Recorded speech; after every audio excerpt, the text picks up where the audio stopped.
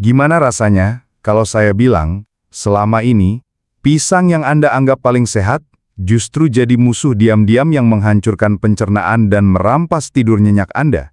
Saya tahu ini terdengar gila, tapi sebagai seorang dokter yang sudah 15 tahun lebih menangani ribuan kasus kesehatan lansia, saya sering melihat pasien-pasien saya menderita masalah pencernaan kronis, susah tidur, dan lonjakan gula darah yang tidak terkontrol.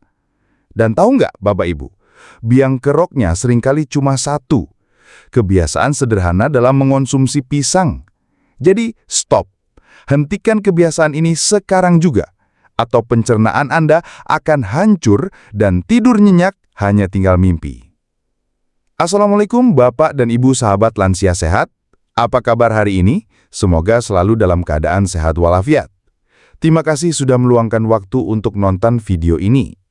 Selamat datang di channel Sahabat Lansia Sehat, tempat kita berbagi ilmu dan tips penting untuk menjaga kesehatan dan kualitas hidup di usia emas.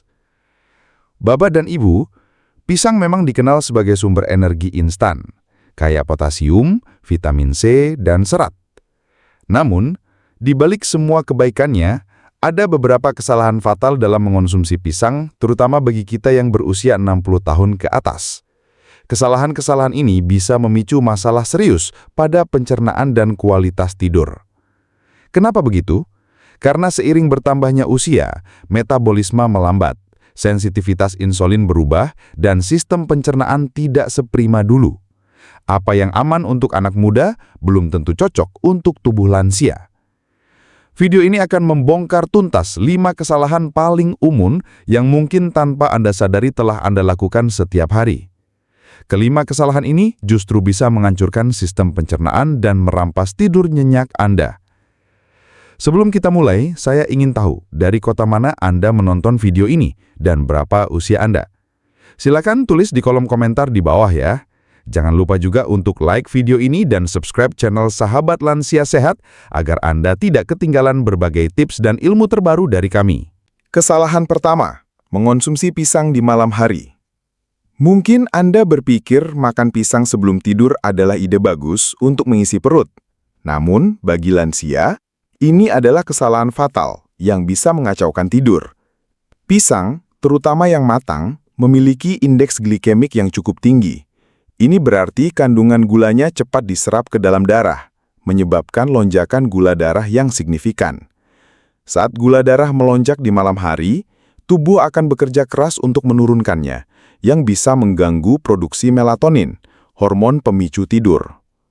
Akibatnya, Anda akan sulit tidur, sering terbangun, atau tidur terasa tidak berkualitas. Saya ingat betul seorang pasien, Ibu Sumi, 72 tahun, yang selama berbulan-bulan mengeluh sulit tidur nyenyak. Ternyata, kebiasaan beliau adalah makan 2 buah pisang Ambon matang setiap malam.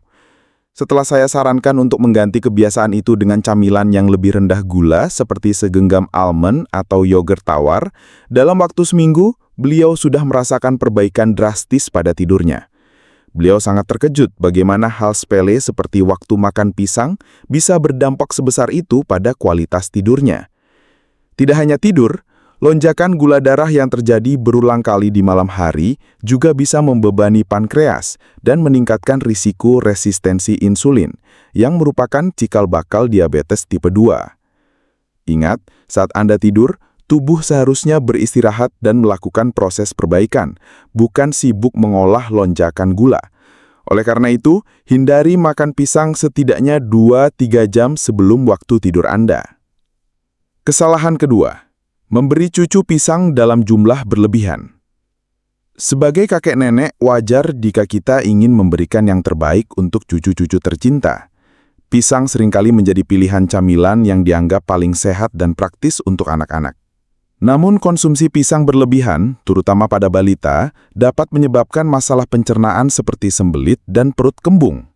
Sistem pencernaan anak-anak masih dalam tahap perkembangan, dan mereka mungkin belum bisa memproses serat atau karbohidrat tertentu dalam pisang sebanyak orang dewasa. Kandungan pati resisten pada pisang yang belum terlalu matang atau serat pektin pada pisang matang bisa sulit dicerna oleh usus yang masih sensitif pada anak kecil jika diberikan dalam jumlah besar. Ini dapat memperlambat gerakan usus dan menyebabkan penumpukan feses, sehingga terjadilah sembelit. Selain itu, fermentasi gula dalam pisang oleh bakteri usus bisa menghasilkan gas, menyebabkan perut kembung dan rasa tidak nyaman pada si kecil. Saya pernah menangani kasus seorang cucu dari pasien saya yang sering menangis karena perutnya kembung dan sulit buang air besar. Ternyata, neneknya setiap hari memberi 2 hingga 3 pisang ukuran sedang sebagai camilan.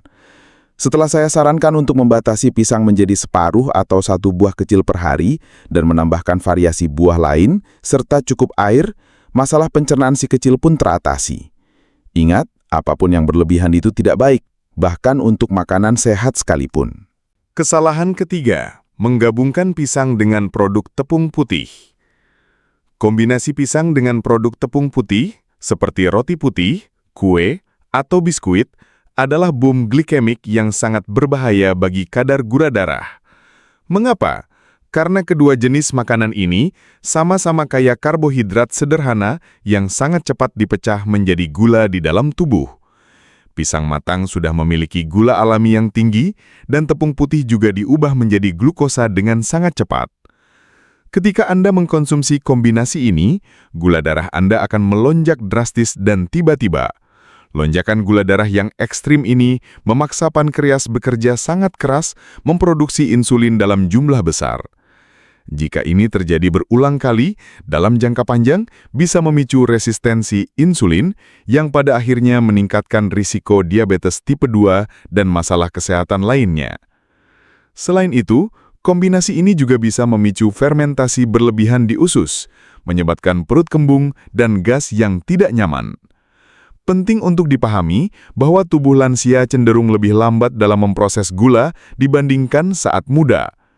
Kombinasi pisang dan tepung putih juga minim serat dan nutrisi lain yang bisa memperlambat penyerapan gula, sehingga dampaknya pada gula darah menjadi lebih parah. Jika Anda ingin mengkonsumsi pisang, pasangkanlah dengan sumber protein atau lemak sehat seperti segenggam kacang-kacangan atau yogur tawar untuk memperlambat penyerapan gula dan menjaga kadar gula darah lebih stabil. Kesalahan keempat, mengkonsumsi pisang hijau dengan cara yang salah. Pisang hijau atau pisang mentah memiliki reputasi sebagai sumber pati resisten yang baik untuk kesehatan usus. Namun, jika dikonsumsi dengan cara yang salah, justru bisa menjadi bumerang. Pisang hijau mentah mengandung kadar tanin yang tinggi. Tanin adalah senyawa yang memberikan rasa sepat dan cenderung mengikat mineral seperti zat besi dan kalsium, sehingga mengganggu penyerapannya oleh tubuh. Selain itu, tekstur pisang hijau mentah yang keras dan pati resistennya yang tinggi, jika tidak diolah dengan benar, bisa sangat sulit dicerna oleh sistem pencernaan lansia yang cenderung lebih sensitif. Ini bisa menyebabkan perut kembung, sembelit, atau bahkan rasa tidak nyaman di perut. Tujuan mengkonsumsi pati resisten adalah untuk memberi makan bakteri baik di usus besar. Tetapi jika tidak diolah dengan tepat, manfaat ini justru tidak tercapai dan malah menimbulkan masalah. Cara terbaik untuk mendapatkan manfaat dari pisang hijau adalah dengan mengolahnya menjadi biomasa atau dimasak hingga matang. Misalnya, direbus, dikukus, atau diolah menjadi keripik yang renyah. Dengan memasaknya, kadar tanin akan berkurang dan pati resistennya akan lebih mudah dicerna, sehingga bermanfaat bagi kesehatan usus tanpa efek samping negatif. Jangan coba-coba makan pisang hijau mentah langsung seperti makan pisang matang ya. Kesalahan kelima, menggunakan pisang sebagai pengganti makanan lengkap. Pisang memang buah yang bergizi, tetapi tidak dirancang sebagai pengganti makanan utama yang lengkap. Banyak lansia seringkali hanya mengonsumsi pisang sebagai sarapan atau makan malam yang cepat, terutama saat merasa kurang nafsu makan. Ini adalah kesalahan besar, karena pisang tidak memiliki profil nutrisi yang lengkap, terutama kekurangan protein dan lemak sehat yang sangat penting bagi tubuh lansia. Protein esensial untuk menjaga massa otot, yang cenderung menurun drastis seiring bertambahnya usia, sebuah kondisi yang disebut sarkopenia. Kehilangan massa otot ini bisa menyebabkan kelemahan, peningkatan risiko jatuh, dan penurunan kualitas hidup. Lemak sehat di sisi lain penting untuk fungsi otak yang optimal, penyerapan vitamin larut lemak, dan menjaga kesehatan sel. Pisang meskipun kaya karbohidrat dan beberapa vitamin, sangat minim kandungan protein dan lemak. Saya punya seorang pasien, Pak Budi, 68 tahun, yang setiap pagi hanya sarapan 2 buah pisang dan segelas teh manis. Beliau mengeluh sering lemas, mudah lelah, dan ototnya terasa kendur. Setelah saya jelaskan bahwa pisang saja tidak cukup untuk memenuhi kebutuhan protein dan lemak, dan saya sarankan untuk menambahkan telur rebus atau segenggam kacang-kacangan sebagai pelengkap sarapan, perlahan tenaganya pulih dan ototnya terasa lebih padat. Ini menunjukkan betapa pentingnya keseimbangan nutrisi, bukan hanya karbohidrat dari pisang. Jadi, jangan andalkan pisang sebagai satu-satunya sumber nutrisi Anda. Jangan khawatir, pisang tetaplah buah yang baik, asalkan Anda tahu cara mengonsumsinya. Ada berbagai jenis pisang dengan manfaat spesifiknya. Pisang Nanika. Jenis pisang ini dikenal sebagai sumber energi cepat karena kandungan gulanya yang mudah diserap. Cocok dikonsumsi saat Anda membutuhkan dorongan energi instan, misalnya sebelum atau sesudah beraktivitas ringan. Pisang Perak. Ini adalah pilihan yang lebih seimbang. Kadar gulanya tidak terlalu tinggi dan seratnya cukup membantu pencernaan. Bisa menjadi pilihan yang baik untuk camilan sehat di antara waktu makan. Pisang apel. Dengan rasa sedikit asam, pisang apel memiliki serat yang baik untuk mengatur pencernaan. Cocok bagi Anda yang sesekali mengalami masalah buang air besar atau ingin menjaga keteraturan usus. Pisang Raja.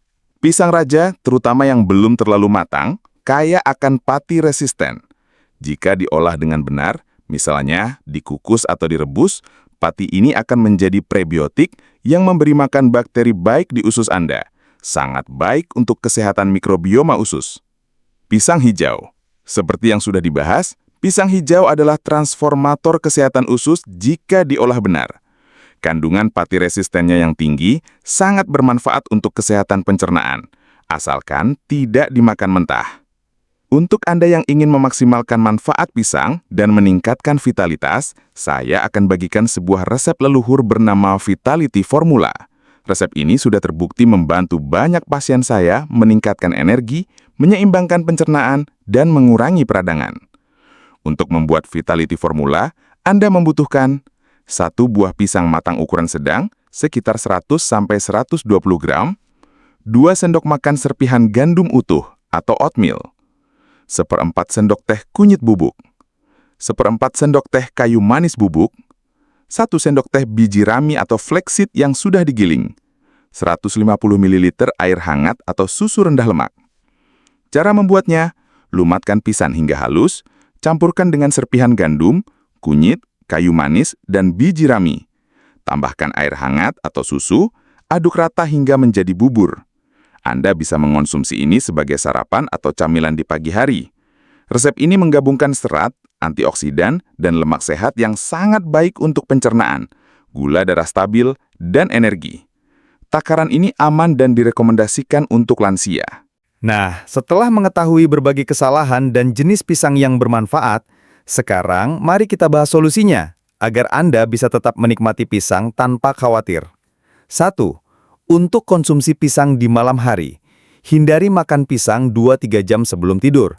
Jika Anda lapar, pilih camilan yang rendah gula dan tinggi protein atau serat, seperti segelas susu hangat, beberapa potong keju, atau segenggam kecil almond. 2. Untuk cucu, batasi pemberian pisang pada cucu Anda. Maksimal 1 buah pisang ukuran kecil per hari untuk balita, dan pastikan ada variasi buah lain serta asupan cairan yang cukup. Selalu perhatikan respons pencernaan mereka. 3. Untuk kombinasi dengan tepung putih. Selalu pasangkan pisang dengan sumber protein dan lemak sehat. Misalnya, campurkan potongan pisang ke dalam yogurt tawar dengan sedikit biji-bijian, atau makan pisang dengan segenggam kacang. Hindari makan pisang bersama roti putih, biskuit manis, atau kue. 4. Untuk pisang hijau. Jangan makan pisang hijau mentah. Olahlah dengan cara direbus, dikukus, atau dijadikan keripik. Ini akan mengurangi tanin dan membuat pati resistennya lebih mudah dicerna serta bermanfaat bagi usus. 5. Untuk pisang sebagai pengganti makanan. Pisang adalah pelengkap, bukan pengganti makanan utama. Pastikan makanan utama Anda seimbang dengan karbohidrat kompleks, protein hewani atau nabati, lemak sehat, serta sayur dan buah-buahan lain. Misalnya, tambahkan pisang ke dalam oatmeal Anda yang sudah dilengkapi dengan protein seperti susu atau telur. Bapak dan Ibu, kita telah belajar bahwa pisang, meskipun kaya manfaat, bisa jadi bumerang jika dikonsumsi dengan cara yang salah, terutama bagi kita di usia 60 tahun ke atas. Kesalahan-kesalahan sederhana seperti waktu makan, kombinasi dengan makanan lain, hingga cara mengolahnya bisa berdampak besar pada kesehatan pencernaan dan kualitas tidur Anda. Ingat, tubuh lansia punya kebutuhan dan sensitivitas yang berbeda. Saya sangat berharap informasi ini bisa membuka mata Anda dan menjadi pemicu perubahan positif dalam kebiasaan makan Anda. Jangan biarkan hal sepele seperti salah makan pisang merampas kualitas hidup Anda di usia emas. Setiap pilihan kecil yang Anda buat untuk kesehatan hari ini akan berdampak besar pada kualitas hidup Anda di masa depan. Bagaimana Bapak dan Ibu? Apakah Anda sudah mulai menyadari beberapa kesalahan ini? Jangan khawatir, tidak ada kata terlambat untuk berubah. Mulailah perlahan, terapkan tips-tips ini dan rasakan perbedaannya pada tubuh Anda. Tubuh Anda adalah aset paling berharga di usia senja, jadi rawatlah dengan sebaik-baiknya. Ajak juga teman-teman lansia Anda untuk menonton video ini. Bagikan informasi penting ini kepada mereka yang Anda sayangi, karena setiap pengetahuan yang kita sebarkan bisa menjadi amal jariah dan membantu lebih banyak orang mencapai hidup yang lebih sehat dan bahagia di masa tua. Terima kasih banyak atas perhatiannya, sampai jumpa di video berikutnya.